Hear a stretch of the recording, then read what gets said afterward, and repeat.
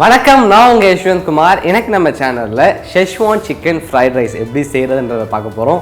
நான் சைனாவில் 60 நாட்களுக்கும் மேலே இருந்திருக்கேன். அங்கே சாப்பிட்றதுக்காக ஃப்ரைட் ரைஸ் ஆர்டர் பண்ணும்போது அந்த ஃப்ரைட் ரைஸை பார்த்து நான் ஷாக் ஆகிட்டேன். ஏன்னா நம்ம ஊரில் எப்படி உதிரியாக பலன்னு ஃப்ரைட் ரைஸ் இருக்கோ அந்த மாதிரி அங்கே இருக்கிறது கிடையாது. ஒரு பருக்கையோடு இன்னொரு பருக்கை ஒட்டிக்கிட்டு நல்லா பிசுன்னு தான் இருக்குது. அங்கே மட்டும்தான் அப்படி இருக்கா, இல்லை வேறு எல்லா இடத்துலையும் அந்த மாதிரி தான் தராங்களான்றது பார்க்கும்போது மற்ற எல்லா இடத்துலையும் அதே மாதிரி தான் ஃப்ரைட் ரைஸ் இருக்குது. அவங்க யூஸ் பண்ணுறது வந்து க்ளூட்டனியஸ் ரைஸ் யூஸ் பண்ணி தான் இந்த ஃப்ரைட் ரைஸ் வந்து செய்கிறாங்க. அது மட்டும் இல்லாமல் இந்த ஷெஷ்வான் ஃப்ரைட் ரைஸ் சைனாவில் இருக்கக்கூடிய ஷெஷ்வான்ன்ற ரீஜன்லேயே போய் நீங்கள் கேட்டாலும் உங்களுக்கு கிடைக்காது.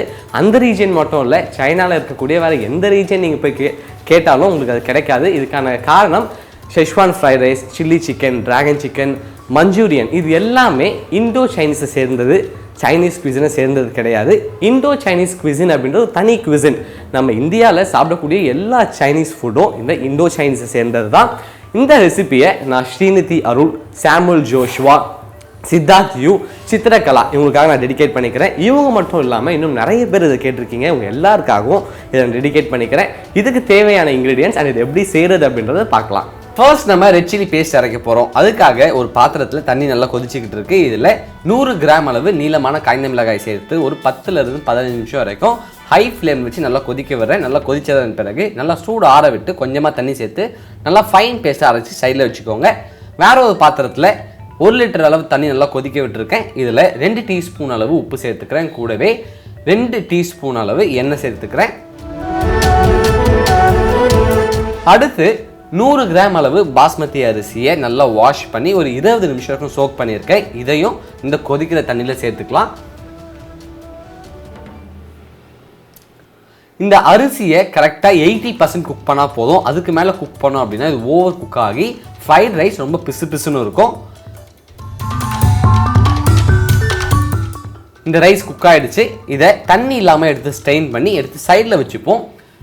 வேற ஒரு பாத்திரத்தில் 4 டேபிள் ஸ்பூன் அளவு எண்ணெய் சேர்த்துக்கிறேன்.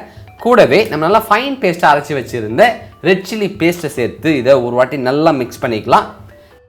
லோ ஃப்ளேம்லேயே வச்சு ஒரு 10லேருந்து 15 நிமிஷம் வரைக்கும் நல்லா குக் பண்ணுங்கள். அப்படி குக் பண்ணோம் அப்படின்னா நம்ம சேர்த்துருக்க எண்ணெய்லாம் மேலே வரும். இதோடைய கலர் நல்லா ரெட்டிஷாக மாறும். அது மட்டும் இல்லாமல் இதில் இருக்கக்கூடிய பச்சை வாசமும் போகும்.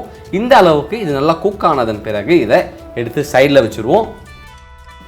இப்போ ஒரு ஓக்கில் 2 டேபிள் ஸ்பூன் அளவு எண்ணெய் சேர்த்துக்கிறேன். எண்ணெய் நல்லா சூடானதன் பிறகு இதில் ஒரு முட்டை சேர்த்துக்கலாம். கூடவே தேவையான அளவு உப்பு, கொஞ்சம் ஒயிட் பெப்பர் பவுடரும் சேர்த்து இதை நான் ஸ்கிராம்பிள் பண்ணிக்கிறேன். எந்த அளவுக்கு நல்லா பொடியாக இதை ஸ்கிராம்பிள் பண்ண முடியுமோ அந்த அளவுக்கு இதை ஸ்கிராம்பிள் பண்ணிக்கோங்க. இந்த அளவுக்கு இது ரெடியானதன் பிறகு எடுத்து சைடில் வச்சுருவோம். அதே ஓக்கில் மறுபடியும் 3 டேபிள் ஸ்பூன் அளவு எண்ணெய் சேர்த்துக்கிறேன். எண்ணெய் நல்லா சூடானதன் பிறகு 1 டீஸ்பூன் அளவு பொடியாக நறுக்கிய பூண்டு மற்றும் இஞ்சி சேர்த்து ஒரு வாட்டி நல்லா மிக்ஸ் பண்ணிக்கோங்க. அரை நிமிடம் கழித்து இதில் 50 கிராம் அளவு சிக்கனை சேர்த்து ஒரு வாட்டி நல்லா மிக்ஸ் பண்ணிக்கிறேன். இந்த சிக்கன் இருந்து வரக்கூடிய இந்த தண்ணியிலேயே இது 1 நிமிஷம் வரைக்கும் நல்லா குக் பண்ணிக்கோங்க. அப்படி ஒரு வேளை இதுலேருந்து தண்ணி வரல அப்படின்னா கொஞ்சம் தண்ணியை தெளித்து இதை குக் பண்ணிக்கோங்க. 1 நிமிஷம் நல்லா குக் பண்ணதன் பிறகு இதில் 30 கிராம் அளவு பொடியாக நறுக்கிய கேரட், 30 கிராம் அளவு பொடியாக நறுக்கிய கேப்சிகம் சேர்த்து இது ஒரு வாட்டி நல்லா மிக்ஸ் பண்ணிக்கலாம். மறுபடியும் இது 1 நிமிஷத்துக்கு நல்லா கிளறி விட்டுக்கோங்க. கிளறினதன் பிறகு 1 டீஸ்பூன் அளவு லைட் சோயா சாஸ் சேர்த்துக்கிறேன். கூடவே 1 பிஞ்ச் அளவு அஜினமோட்டோ, தேவையான அளவு உப்பு, கூடவே 2 டீஸ்பூன் அளவு ரெட் சில்லி பேஸ்ட் சேர்த்துக்கிறேன். கடைசியாக 50 கிராம் அளவு கோஸை சேர்த்து இதை ஒரு வாட்டி நல்லா மிக்ஸ் பண்ணிக்கோங்க.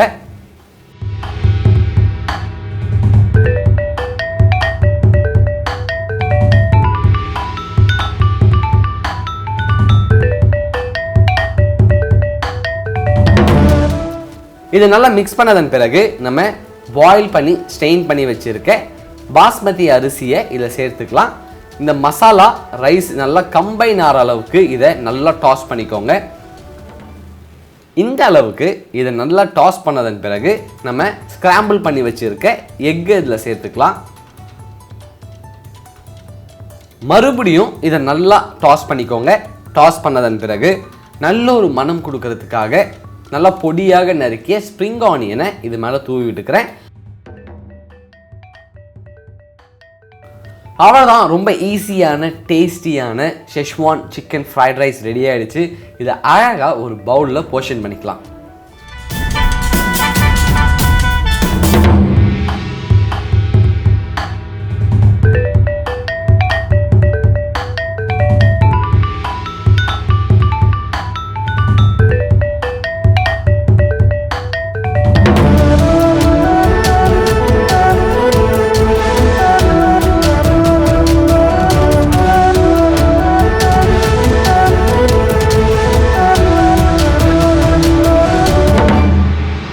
ரொம்ப ஈஸியான டேஸ்டியான schezwan chicken fried rice ready ஆகிடுச்சு. இந்த ப்ரிப்பரேஷனில் நம்ம பீன்ஸ் ஆட் பண்ணலை, ஆனால் உங்களுக்கு வேணும்னா நீங்கள் இதில் ஆட் பண்ணிக்கலாம்.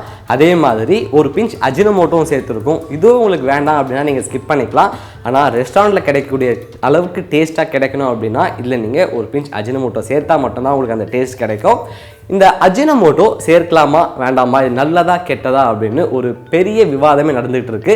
அந்த விவாதத்துக்குள்ளே நம்ம போக வேண்டாம். ஆனால் எனக்கு தெரிந்த சில உண்மைகளை உங்களோட நான் ஷேர் பண்ணிக்கிறேன். அஜினமோட்டோ அப்படின்றது ஒரு இன்க்ரீடியன்ட் நேம் கிடையாது, இது ஒரு பிராண்ட் நேம். இந்த அஜினமோட்டோடைய உண்மையான பேர், அதாவது இந்த இன்க்ரீடியன்ட் பேர் வந்து MSG, மோனோ சோடியம் குளூட்டமேட்னு சொல்லுவாங்க. இதை சில பேர் சைனீஸ் சால்ட்னு சொல்லுவாங்க. இந்த அஜினமோட்டோ ஜப்பான்ல இருந்து தான் வந்துச்சு. ஜாப்பனீஸ் அவங்க காலங்காலமாக சாப்பிடக்கூடிய உணவில் ஒரு பிஞ்ச் அஜினமோட்டோ இன்னைய வரைக்கும் சேர்க்குறாங்க. இதிலிருந்து கிடைக்கக்கூடிய சுவையை அவங்க 7வது சுவையை கருதுகிறாங்க. அந்த சுவையோட பெயர் உமாமி. எந்த ஒரு இன்க்ரீடியண்ட்டாக இருந்தாலும் அளவோடு சேர்த்துக்கிட்டோம் அப்படின்னா உடலுக்கு எந்த ஒரு உபாதையும் ஏற்படுத்தாது. அதுக்கு தான் அளவிற்கு மிஞ்சினால் அமிர்தமும் நஞ்சுன்னு சொல்லுவாங்க. அதே மாதிரி இந்த அஜினமோட்டோவையும் அளவோடு சேர்த்துக்கோங்க. அளவு அப்படின்றது ஒரு போர்ஷனுக்கு ஒரு பிஞ்சு. இதை நீங்கள் வீட்டில் ட்ரை பண்ணி பாருங்கள். ட்ரை பண்ணி பார்த்துட்டு உங்களுடைய ஃபீட்பேக்கை கீழே கமெண்ட் பண்ணுங்கள். இதே மாதிரி இன்னொரு சூப்பர் ரெசிபியோட உங்களை நான் சந்திக்கிறேன். And then bye from Yashwant.